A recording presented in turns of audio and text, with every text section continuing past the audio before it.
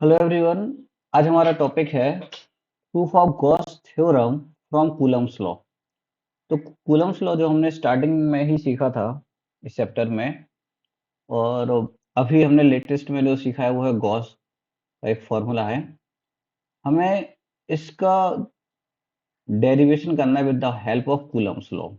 बहुत ही इजी सा डेरिवेशन है। इसके लिए सबसे पहले हम क्या करेंगे, ये जो डायग्राम है यहाँ बना रहा हूँ मैं। एक चार्ज लेंगे, ये हमारा हो गया सोर्स चार्ज क्यू, और आर डिस्टेंस पर हम एक गॉसियन सरफेस बनाएंगे। तो ये हमने बना दी गॉसियन सरफेस। ओके, तो एक आपको स्फीयर बना देना है। तो ये बन गई हमारी गॉसियन सरफेस। अब गॉसियन सरफेस में यहाँ पर हम क्या करेंगे, टेस्ट चार्ज रखेंगे। तो टेस्ट चार्ज रखा हमने क्यू नॉट, तो आर इसका डिस्टेंस हो गया। और अब हमें मालूम है कि ये जो हमारा सोर्स चार्ज है, यहाँ लिख देता हूं मैं, सोर्स चार्ज ये फील्ड कहाँ बनाएगा, आउटवर्ड डायरेक्शन में बनाएगा। इलेक्ट्रिक फील्ड कहाँ बनाएगा, आउटवर्ड डायरेक्शन में। यहीं पर हम क्या करेंगे, एक छोटा सा एरिया ले लेंगे। ठीक है, ये हमने छोटा सा एरिया लिया ds, और इसका जो नॉर्मल है उसका डायरेक्शन भी यही होगा, एन कैप का डायरेक्शन। ओके, तो जो हमारा एरिया वेक्टर है उसका डायरेक्शन और जो इलेक्ट्रिक फील्ड है दोनों का डायरेक्शन सेम हो गया। अब बात करते हैं डेरिवेशन में। तो बहुत ही छोटा सा डेरिवेशन इसका है।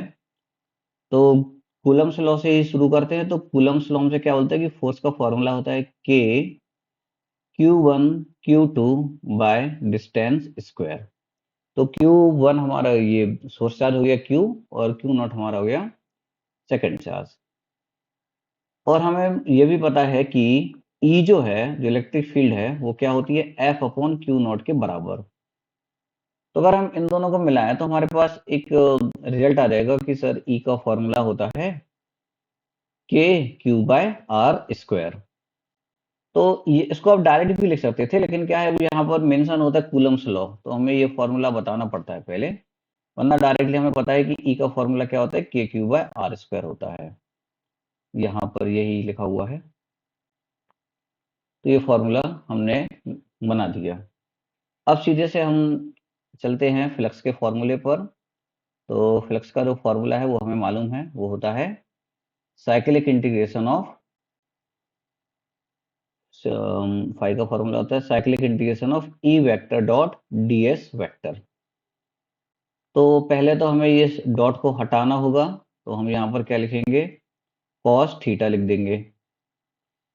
अब कॉस थीटा को आप अगर ध्यान से देखो तो वहां पर ds का जो एन कैप था और जो इलेक्ट्रिक फील्ड था, दोनों का डायरेक्शन सेम है, तो थीटा हो गया 0 degree.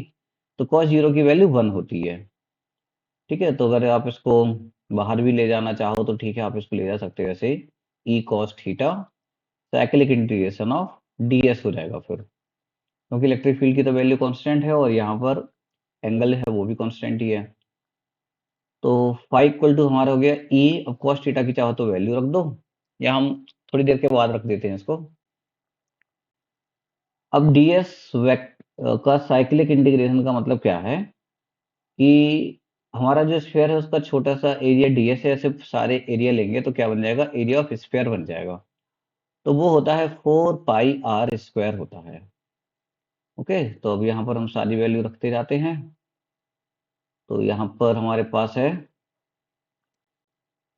Theta equal to 0 degree, ये रख देंगे हम लोग।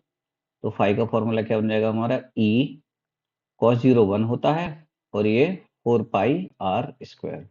अच्छा, यहाँ पर हम चाहें तो ई की वैल्यू भी अभी रख दें, तो वो होती है के क्यू बाय आर स्क्वायर। तो यहाँ पर ये 4 पाई r स्क्वायर।